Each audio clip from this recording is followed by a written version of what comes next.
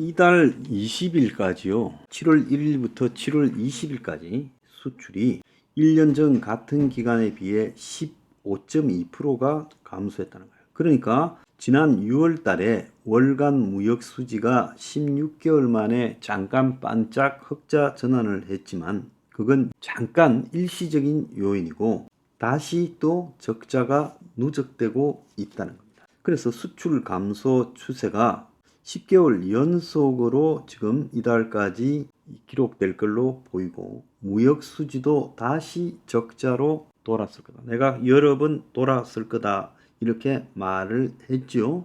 지금 무역 수지 적자의 가장 큰 원인이 국가별로 중국으로부터 수출이 마이너스 21.2가 감소했어요. 지금 중국과의 앞으로 이 무역 관계나 이 각종 거래 관계가 이제 어려워질 것이다. 그래서 뭐 제가 다른 수앤스마일에서도 녹화를 했지만 이제 주재원이나 외교관조차도 중국에 아무도 안 갈라 하고 대학교에 중국어과 지망생도 없어져 가고 있다는 거예요. 그리고 이제 중국이라는 것은 한국 사람에게 불편한 대상이 되어가고 있다라는 게 이제 기정사실화가 된다는 거예요. 돈이 된다고 하면 이런 불편함을 다 참겠지요. 그런데 중국이 돈이 안 된다는 거예요. 그래서 한국은행이 한국의 중국 수출이 과거와 같은 반등이 이제 불가능하다. 중국 시장에서 경쟁력이 구조적으로 하락하고 있다고 자기들이 내놓은 전략 보고서에 언급을 했습니다. 그래서 7월 달부터 12월 달까지 하반기에 뭐 상저하고로 경제가 나아질 거라고 앵무새처럼 이야기를 하면서도 경기 부진이 완화되더라도 국가별 산업 구조와 경쟁력 변화 등이 구조적인 요인이기 때문에 수출이 과거처럼 이렇게 큰 폭으로 이렇게 반등하기는 어려울 거다라고 말을 하고 있어요. 대중 수출 감소에서 중국 자체의 수요가 줄어들어 버렸다는 거예요. 그래서 이런 경기적 요인이 64.7%는 거예요. 중국 내 한국 점유율 하락과 관련된 경쟁력 요인은 35.3. 그러니까 대중 수출 감소 원인이 한국 제품이 경쟁력이 떨어진 것은 3분의 1밖에 안 되고 이거는 고칠 수 있겠지만은 고칠 수 없는 것은 중국의 수요예요. 그래서 3분의 1은 불가능하다는 거예요. 그리고 반도체 경기 반등 없이 수출이 정가세로 가기도 어려운데 그런데 반도체 경기가 회복될 때까지는 한참의 시간이 걸릴 것이다. 자, 중국하고의 관계가 상당히 맛이 같다라는 겁니다. 이게 구조적으로 맛이 같다라는 것을 인식을 해야 돼요. 지금 중국의 경제가 이제 완전히 월스트리트 저널에 위기로 지금 접어들어서 회복이 어려울 수 있다라는 칼럼이 나왔어요. 중국의 6월 수출이 1년 전보다 12.4% 감소했고 중국 청년 실업률이 뭐 실제는 거의 절반에 달한다라는 이야기도 오고 제조업체들이 이런 실업 상태에서도 인력난, 사람을 구할 수 없다라는 이야기도 들리고 중국의 경제를 떠받치는 핵심이 부동산이었는데 부동산 시장 상황이 워낙 안 좋아서 중국 부동산 개발 업체들이 위태위태하고요. 또 중국 부동산 시장을 떠받치던 주체는 지방정부인데 지방정부들이 어마어마한 그림자 부채를 쌓아놓고 중앙정부의 처방만을 기다리면서 이제 손을 놔버린 상황이 됐어요. 그래서 악화된 중국의 이런 경제 지표를 보고 중국 경제가 재앙에 가까운 붕괴를 맞을 수도 있다라고 이야기도 나오고 있는데 이제 중국의 초고속 성장이 막을 내렸다. 그래서 과거처럼 중국 경제가 이렇게 빛나는 성장을 할 때는 그야말로 세계화의 시대였고 또 그것이 큰 기술이 필요하지 않은 저가 소비 등을 바탕으로 전 세계 공장 역할을 할 때 이제 가능했지만 경제가 고도화될수록 중앙정부의 통제는 효율성이 떨어지고 그 다음에 중국의 이 소득 구조나 그리고 임금 구조, 인구 감소까지도 변하게 되면서 중국에서 노동력 부족도 이제 심화돼 가고 있고, 중국 기업들이 세계 시장의 점유율이 무섭게 커지면서 이제 상대국들도 중국의 반칙에 무역 규칙 위반에 대해서 이제 벽을 쌓고 있고, 중국이 지금 무한정으로 세계 1위로 갈 거라고 생각했던 믿음에 이제 붕괴가 와버렸다는 거죠. 불과 한 5년 전만 해도, 3년 전만 해도 이런 믿음이 세계를 지배했는데, 이제 중국의 경제 둔화로 미중 간의 긴장 요인이 굉장히 커졌다라고 보이는 거예요. 중국의 경제 위기는 분명히 미국의 가장 큰 이득이죠. 그래서 중국이 저성장 시대에 정치적 안정을 유지하지 못하고 실업, 그리고 불평등, 그리고 가난 등으로, 그리고 지역별, 세대별 갈등 등에 시달리게 될 거고, 그러니까 현재와 같은 대외 평창주의적 전략이나 국방 예산을 유지하지 못할 거고, 그야말로 이제 중국의 미래가 극히 불투명해지는 상황으로 빠져들 거다라는 이야기를 하고 있습니다. 더 나아가서요, 한국의 이거 지금 중국과 관련한 부분에서도 중국의 이 붕괴 폭탄이 한국 경제에 치명타가 될 수 있어요. 미국은 그래서 한 트럼프 때부터 이미 중국과 디커플링이라고 해서 계속 중국을 갖다가 정리를 해왔어요.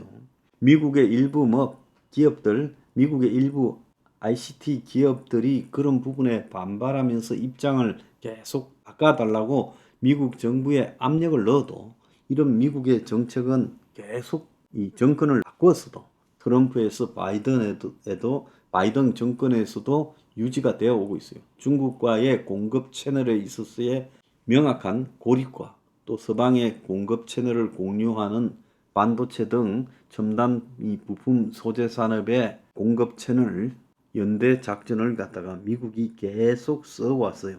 그래서 중국이 이제 소비가 급감을 하면서, 한국이 지난 6월 달에 무역 수지가 잠깐 반짝했던 것도 중국 덕이 아니라 미국 때문에 잠깐 반짝인 거예요. 그래서 미국과 유럽행 수출은 좀 증가하고 있고, 중국과 아세안행 수출이 한국에 감소하고 있다는 겁니다. 그래서 중국과 아시아 부분이 수출을 끌어내리고 미국과 유럽이 올리고 있다는 거예요.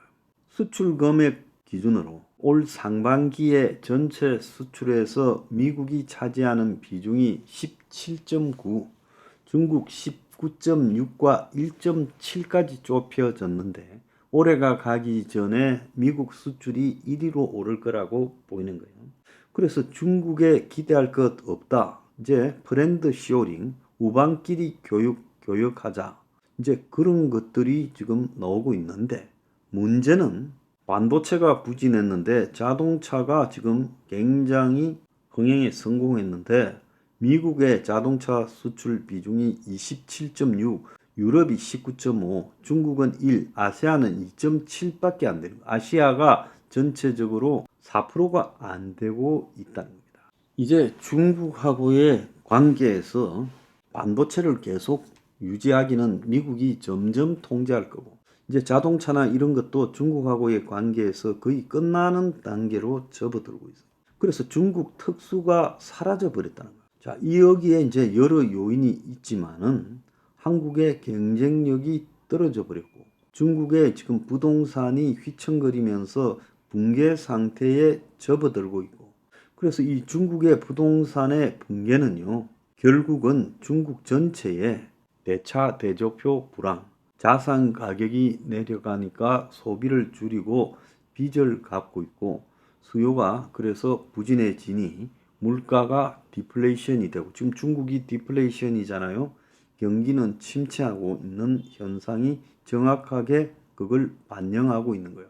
그래서 중국 전체가 부동산의 붕괴로 거대한 침체에 빠져들었고, 이런 중국의 침체가 한국 경제에 직격탄을 때리고 있다는 거예요. 그래서 중국의 부동산이 침체되었을 때 대중 수출에 가장 지장을 받는 나라가 어딘가를 조사해보니 이 상강 계수가 한국이 0.69로 아시아 국가 중에 최고 타격을 받는다는 거예요. 그러니까 중국 부동산이 안 좋으면 중국 건설 경기가 스톱이 되고 우리 주력 수출품 가운데 하나인 굴삭기 포크레인 같은 기계나 철강 부품 쪽 수출이 매우 민감하게 영향을 받고 있다는 거예요. 그러면 중국에서 이제 탈중국이라고 탈출을 해야 되는데, 자, 그러면 미국에 지금 내수를 갖다가 겨냥해서 한국이 지금 그쪽으로 집중해야 되는 게 맞다는 거예요. 근데 중국은요, 지금 한국만 탈중국이 되는 게 아니라 거의 모든 나라들이 지금 중국의 성장을 이제 포기하면서 중국에서 탈피하고 있다는 거예요. 그럼 중국이 없는 이 중국 특수가 사라진 걸 이제 우리는 기정사실화하고 수출 방향을 돌려야 되는데, 중국이 경쟁력이 하락한다는 이것을 이제 사실로 받아들이고 이제 끝나가고 있다는 걸 인정해야 된다. 아직도 그 인정을 못하고 있고 대기업조차도 그러잖아요. 중국 내수가 지금 완전히 무너질 수밖에 없는 것은 부동산 붕괴로 인한 중국의 경기 악순환이라고 봐야 되고, 이제 세계가 중국에서 탈출하면서 중국이 점점 나쁜 쪽으로 지금 경제가 쪼그러 들어간다라는 걸 인정해야 되는데 아직도 한국은 이걸 인정하지 않고 있어요. 중국 청년 2명 중에 1명이 실업자다. 그래서 니트족을 구인 활동을 안 하고 포기한 일시적 구직 담념자 등까지 다 포함하면 중국의 실업률이 46.5%다 하고 중국의 경제학자가 장단당 교수가 제가 엊그제도 말했지만은 이 고백을 해버렸어요. 그래서 일시적으로 좋아지지 않는 그런 문제가 아니라 사실상 거의 암울해지고 있다는 겁니다. 그래서 2명 중에 1명이 탕핑족이라 해서 전업자녀, 결혼, 취업, 내 집 마련을 포기한 사람들이다. 이 전업자녀는 부모가 함께 살면서 집에서 가사 도우미처럼 일을 다하는 걸 전업자녀라고 하죠. 그러니까 집에서 전업자녀가 되고 결혼, 취업, 내 집 마련을 다 포기한 중국에서는 이런 사람들을 뭐 3포, 5포 세대가 아니라 탕핑족이라고 말하고 있다는 거예요. 그래서 평평하다는 뜻을 가진 중국어인데, 그러니까 탕핑이라는 평평하다는 말, 그리고 이 족을 합친 건데 바닥에 누워 아무것도 하지 않는 중국 애들이 지금 2명 중에 1명이다. 자, 중국은 이제 붕괴가 오는데 거대하게 올 거예요. 이제 아직 초창기예요. 본격화 안 됐어요. 중국발 경제 붕괴가 세계로 밀어닥칠 건데 그 중에 한국이 가장 타격이 심하다면 한국은 어떻게 해야 되겠습니까? 한국의 중국발 폭탄이 떨어지고 있어요.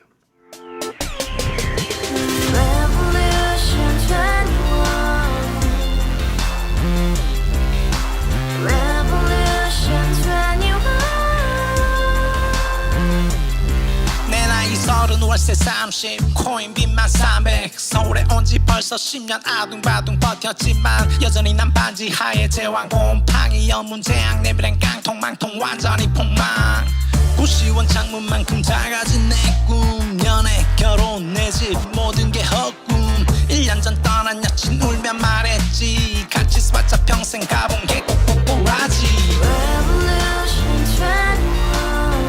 가바후스 700 나도 소유주 가바후스 700 나의 소주 택시기사 우라부지 마트 캐셔 울어무니 우리 집안 다 털어봤자 후줄 그래 개선민 내 미래 거기서 팍 끝난 거지 팍 더 이상 노력 따윈 괴물이 스펙 찾았어 말리 비오는 날 알바 잘려 맨날 학원 날 개쳐 발려 밤비 내리는 양화대교 홀로 걷고 있을 때 현수막에 아로 새겨진 평당 700짜리 아파트 다같이 소리 질러 혁명 21 가바후스 700 나도 소유주 가바후스 700 나의 소주 Together in the house, brand new day, and your dream had just begun. Yeah.